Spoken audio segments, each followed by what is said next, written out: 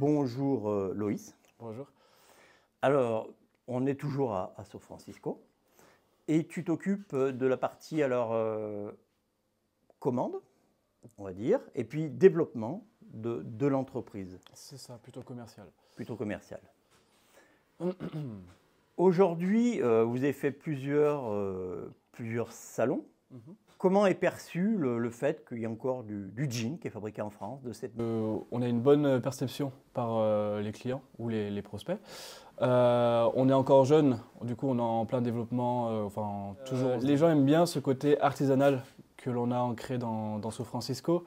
Ils aiment bien nos produits parce que c'est des produits authentiques, comme on a dû le dire précédemment. Et ce qui est bien, c'est qu'on se démarque notamment pour nos plusieurs prestations, comme on fait du sur-mesure. On fait aussi pas que du jean, on fait de la laine, de la moleskine, du cachemire, on a plusieurs matières, plusieurs coupes et plusieurs styles différents. Du coup, on peut vraiment se diversifier dans tous les domaines.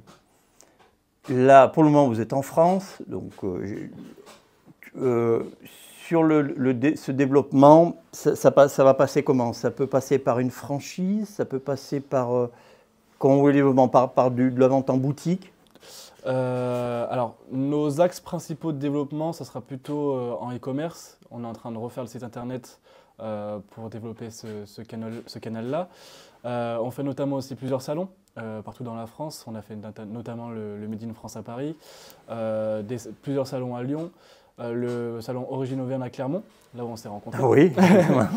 Et on essaie d'avoir de plus en plus de revendeurs pour démocratiser plus nos produits, les faire connaître.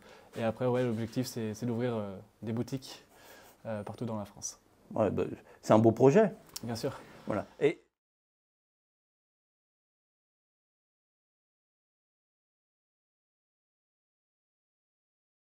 Alors, c'est une rencontre totalement par hasard. Je ne vais pas vous expliquer toute l'histoire, Oui, c'est non, un peu long. Mais ça m'a beaucoup sensibilisé et à force de travailler dans cet univers-là, on s'y fait naturellement. Notamment, j'aime beaucoup les produits, j'aime les porter et c'est quelque chose qui manque aujourd'hui en France parce que notamment j'ai une copine qui commande beaucoup sur Shein, tout ce qui est fast fashion, etc. C'est mauvais, notamment pour la planète, mais aussi pour la mode. Et du coup, les valeurs de São Francisco, c'est quelque chose de vraiment important pour moi maintenant. Voilà. Il y en a d'autres de ces marques chinoises, mais on est vraiment dans ce contraste générationnel entre la fast fashion et puis là du vêtement durable, écologique, humain. Donc, ça m'a vraiment sensibilisé. Ça a changé mon regard vis-à-vis de ça. Et je vois que maintenant aussi, plus en plus de personnes changent leur regard et consomment plus éthiquement. Mais il faut attention à leurs achats. Oui, il faut attention à leurs achats. Qu'est-ce que tu auras à rajouter? Toi, tu as vraiment un rôle clé. Tu as un rôle clé. Tout le monde a un rôle clé ici, mais le tien, tu es, on va dire, face prospect ou face client. Avec Sébastien, une grande confiance en toi et en la jeunesse, comme on le voit ici. C'est important, ça aussi, dans une entreprise? C'est ça. La relation qu'on a avec Sébastien, et même avec tous les membres de l'entreprise, c'est plutôt familial. Et c'est les valeurs aussi de l'entreprise. Même avec les clients, on a une approche familiale. C'est le commerce, c'est la proximité. Et c'est quelque chose qu'on souhaite inculquer même à grande échelle. Je trouve que c'est vraiment important que les gens soient proches, surtout dans ces périodes-là, après Covid. Avant de travailler ici, tu avais travaillé dans d'autres entreprises oui, ou des stages d'ailleurs. J'ai travaillé à l'usine du coup. L'usine, c'est vraiment l'inverse oui, exactement. D'ici. Donc ça fait un peu un parallèle. Mais j'ai aussi travaillé dans une boutique de vêtements dans le sud. Pareil, ça avait une ambiance aussi familiale. Et j'aime vraiment cette ambiance-là parce que ça donne envie de travailler, ça donne envie de développer et ça motive plus. On n'a pas la boule au ventre avant d'aller au travail, on est content de travailler et il faut continuer comme ça. Très bien. As-tu quelque chose à rajouter que j'aurais oublié ou d'important à dire? Bah écoutez, n'hésitez pas à suivre l'avancée de São Francisco sur les réseaux.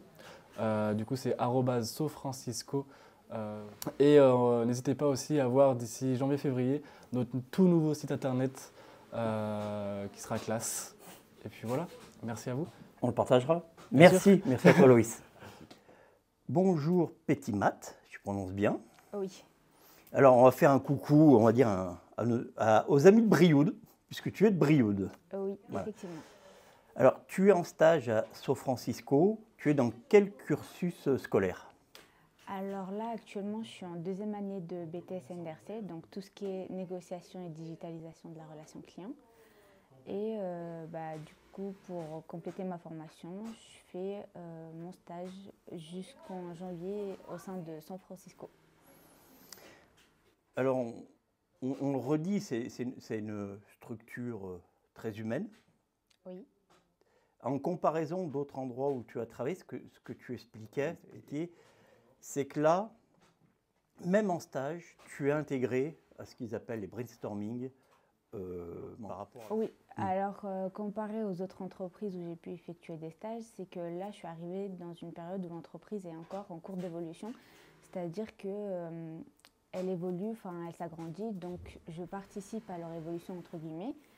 C'est que même en tant que stagiaire, je peux donner mon avis concernant ce qui permettrait d'agrandir, d'évoluer, de faire connaître São Francisco.